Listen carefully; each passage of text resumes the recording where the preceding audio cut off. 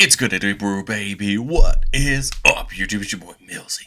Back with Hometown Commander, right for another episode of Millsy Brews, the show where I brew version 1.0 deck lists of the Commander and fun of us in my quest to brew the magic world. You know the motto, baby. It's ABB, always be brewing, and that's what we're back to do today. The deck list is going to be down in the description below. As well as I'd really appreciate if you could interact with the video, like, comment, subscribe, do all that YouTube stuff. I'd appreciate it. But today, we're finally starting off Dragon Weeks, covering a lot of Dragon Commanders this week.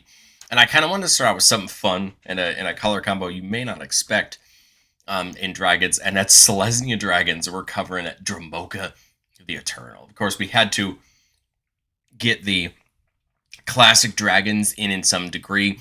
We covered Atarka back in Gruul and Teamer Week. We talked about Kolaghan in Rivaz of the Claw. We talked at Silumgar and Savitri. So we've been kind of trying to make sure we catch as many of the dragons as we can. Ojutai, we talked about in Zergo and Ojutai, right, in Jeskai Week. But today, we're covering Dromoka the Eternal. It says whenever a dragon we control attacks, we're going to bolster 2. So we're going to choose a creature with the least toughness among creatures we control and put 2 counters on it. The goal of our deck is very simple. Get dragons in, attack with dragons, grow the board. And Selesnya is a great choice for a color combination to care about counters because there's so many support pieces in these colors to help keep our creatures alive, help keep them a little bit harder to target, and make sure that we have a big board of creatures to hit our opponents with.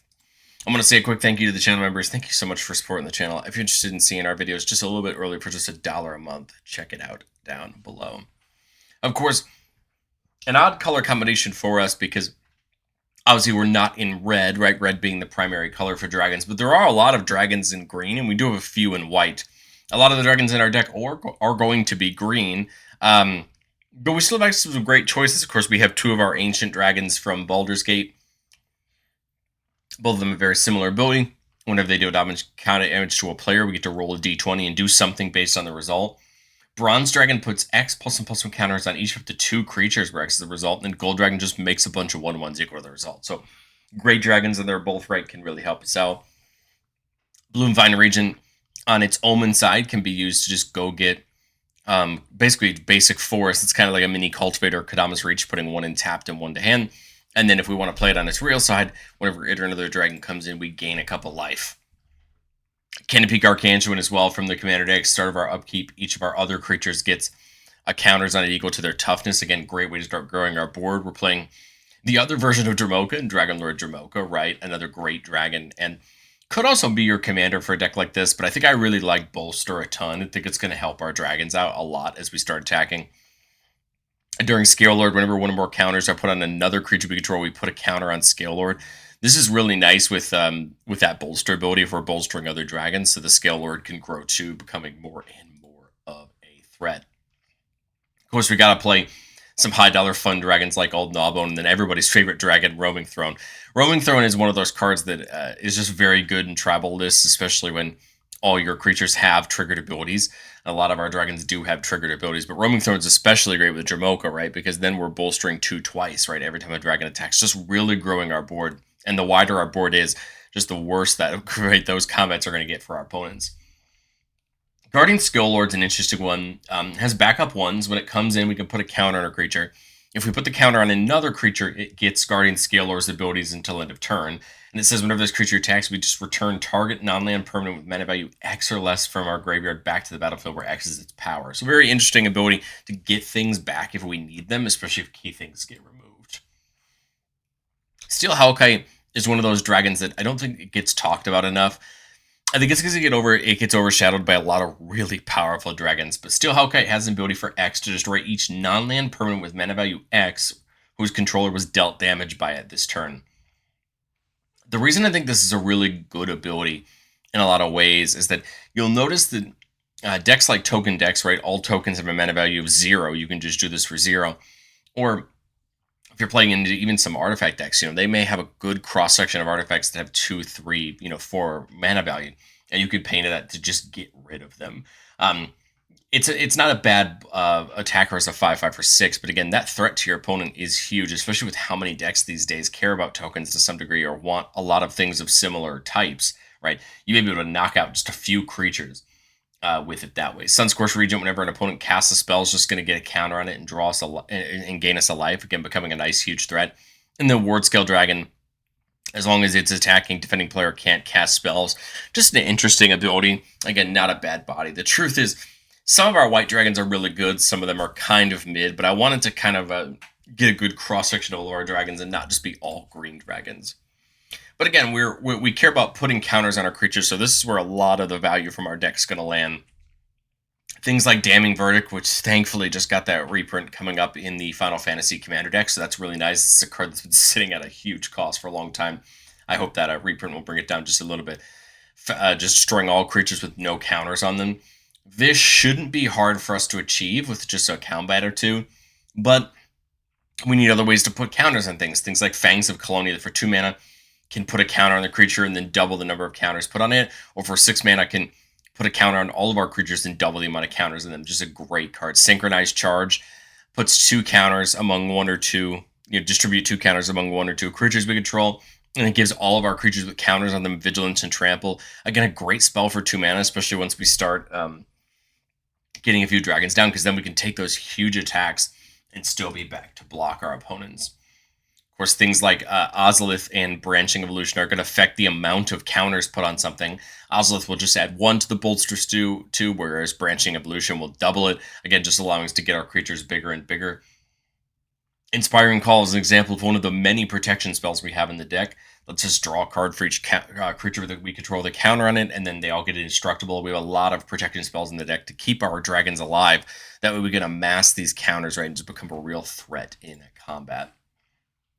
Court of Garenbrig, at the beginning of our upkeep, we can distribute 2 counters among up to 2 creatures, but if we're the Monarch, we just double the number of counters on each creature we control. Just a very interesting card, and it's going to help us out a ton, especially if we can get things like Vigilance for our creatures.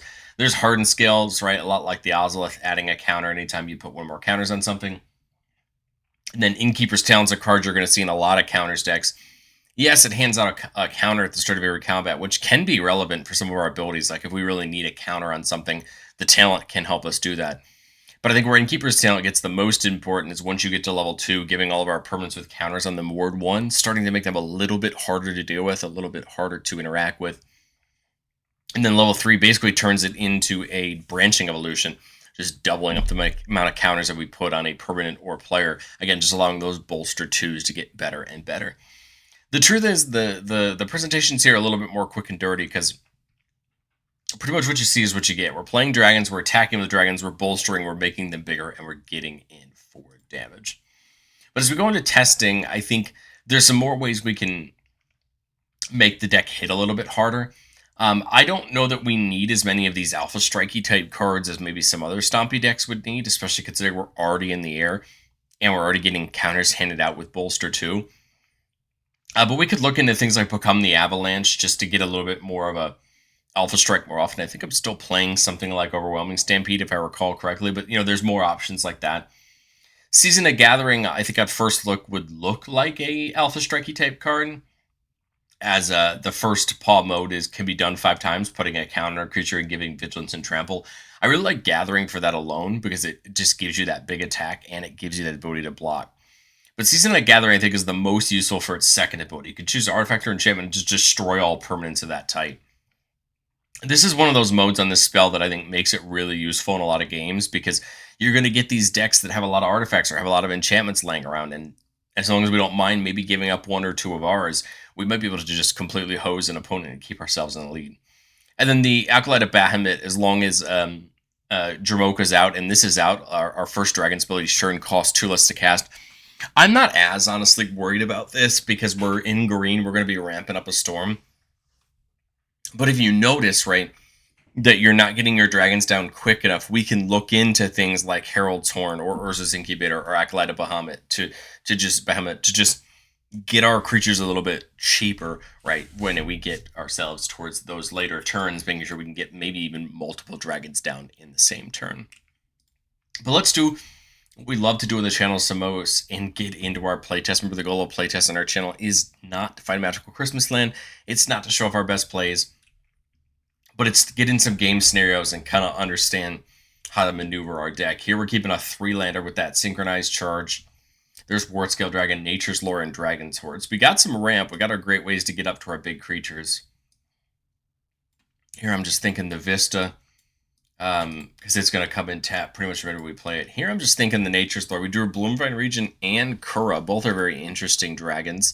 Bloomvine Region we talked about, right, being a ramp spell on its Omen side if we want it to be.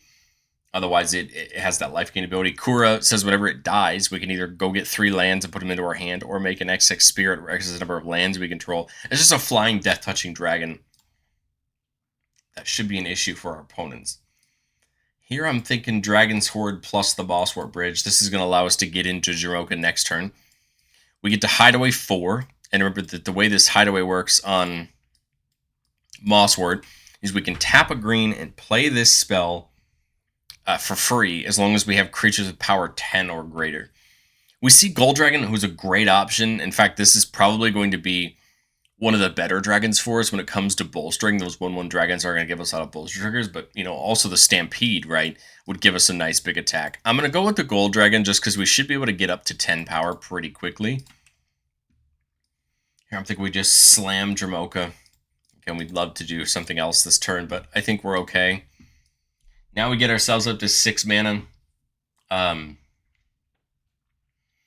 kind of see 2 routes I'd want to go this turn. I could go something like Kura or Bloomvine Region. I could also just do the territory on Bloomvine Region and then play something like Garruk's Uprising. Just so we're still drawing a card, we're getting a couple more lands, and just keeping ourselves moving forward so we can get there. That's my thought. Just allow us to get more mana, but keep ourselves moving forward, and then play that Garruk's Uprising to draw. Right, so we're still getting ourselves through some of our resources. Then here on turn 6, we got plenty of mana. Right, 8 mana. We need a 5 power dragon to be able to play that one off of exile, which we don't. But if we play a 4 power dragon, we get to draw a card, which could be useful. So I'm thinking maybe something like Kura, just to draw a card, see what we can get ourselves access to. I've got 3 mana left. We could do something like the Globe to start increasing our creatures on other turns. Or we could get, something like just leave the mana up for some removal, like Plowshares. The nice part is we could still do the Globe and leave up the Plowshares, which I think what I might do. Dromoka would attack, putting 2 counters on it. Dromoka, I guess, probably would have attacked last turn, right, putting the counters on itself. But now, right, nice, because we got stuff started. And the Roaming Throne's kind of exactly what we'd want to see this turn. Play the Roaming Stone. It is a dragon for purposes of Globe. It is an enter ability, so I actually don't think that'll go off. But it will draw us off the Uprising. And then we can play that Gold Dragon for free. It comes in with a counter on it. Draws us a card. So that was 4, 5, 6. So we've got 4 mana left. I'll just leave up removal, take a counter off the Dragon's Horde just to draw a card. Right. And then now go to combat. Dromoka and Kura are going to both attack. So I have a Bolster 2 trigger for both, but it's going to get doubled because of the Roaming Throne. So right now, Roaming Throne's the lowest, so it's going to get 2 counters. We're going to check again, getting us our choice, which we're just going to go one and then the other. And then I believe here it's one or both of these, right? So there we go. There's our basically 4 Bolster 2 triggers, right? They're still attacking this turn, right? Getting damage in. Now, I'm actually realizing that here it would be Dromoka, right? Because it'd be at 7 as opposed to their 8. So now, right, we're threatening this damage. Because my thought now is the key thing we want to see is now once Gold Dragon starts attacking, making all those dragons, even without the Roaming Throne, right, we're just netting so many. Bolster triggers. I mean, here I think it's just Synchronized Charge, right? 1 here, put 1 here. Everything has Vigilance and Trample. I've got 9 mana left. We could go like Rishkar's Expertise if we want to, but it's going to draw us probably just a ton of cards. I kind of like just leaving up removal. Playing something like Wartscale Dragon, just leaving up removal. Going into attacks. Again, 4 dragons attacking because we're going to happily attack with Roaming Throne now that it has Trample. and that'd be 8 bolster triggers. And I think we're just off to the races now. Got the generous gift, got the swords for removal, and now we're just making a bunch of 1/1s. They're all going to actually come in as 2/2s because of the Dragonstorm Globe. And then the next turn, right, we're just going to have a huge bolster train as long as nobody can deal with the board state. We're seeing something very similar here on Playtest 2, keeping a 3-lander with Arcane Signet, Roaming Throne, the Charge, and Ward Scale Dragon. We'll put the Fortified Village in. I guess either way we were bringing it in probably untapped, but we just want to work our way up, right? Up the food chain here as we ramp. Here at 4, I guess it's probably Roaming Throne that makes the most sense because this turn we can Dromoka, right? And then it's going to bolster 2 twice when it attacks, right? Because it's a dragon, leading us to getting some counters right that way. Coming into our next turn with 6 mana. I like the Branching Evolution. Hunter's Insight could potentially draw us a ton of cards, right? Getting us some real value. I think I'd probably just attack. We get the 4 bolster 2 triggers, right? But they're going to be 4 counters because of Branching Evolution. So right now it's here. I think it's basically going to go back and forth, right? Between the two of them, just leading to big attacks this turn, right? And then as we come to our turn, there's the Damning Verdict if we needed the one-side board wipe. Otherwise, we just charge, attack again. You could do the Insight this turn to draw a ton of cards. This isn't even better. We're looking one for us, right? Just seeing that Roaming Throne and how good Roaming Throne is at what it does. But I think I'd probably go the charge this turn. Give them each counters. Right, go ahead and attack, get all the counters that way. We get Hunter's Insight, just draw a ton of cards is my thought if we want to. Or we still have mana for that Damning Verdict, just to really push our board state there. Let's get into playtest number 3. Keeping a 4-lander with Bloomvine Regent, Jade Orb, a mana rock that if we use it to cast a dragon, it gets a +1/+1 counter on hexproof until our next turn, and then there's the Nurturer. So not in a bad spot here. There we see Dromoka, a great fraud to get us right up towards some of our big dragons as we get up the board. If I do the Jade Orb, I can't play anything else. Right now I just have 4 mana. What makes the most sense? Jade Orb would get me up to 6 mana next turn, which I feel like makes more sense. Because then now we can bring Dromoka in with that counter. Right. Scale Nurture probably tap to gain us the life when we put it in. And then now with 7 mana, right, get Dromoka down, attack Bolster 2, so the Nurture are going to start becoming a threat. And then now, right, we're just looking to get more dragons in. Now, right, this Dromoka has lifelink, so it's going to start gaining us some life. If I play the Branching, I've got 5 mana, so we could do maybe like that plus Bloomvine Regent, gain us a couple life, and then attack, right, Bolster 2 here, so that would get 2 there. And then 2 there.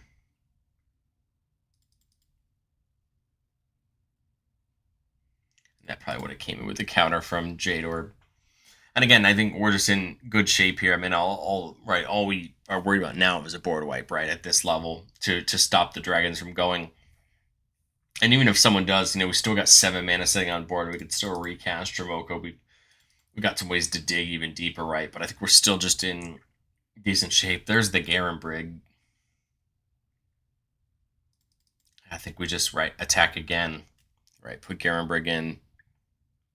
And then just attack again. Right, bolster 4 times. You can attack with the Scale Nurture now, right? It's a 4/6, so it's in good shape. So this is 8, 8, 6, 6. So 1, 2, 8, 8, 8, 8.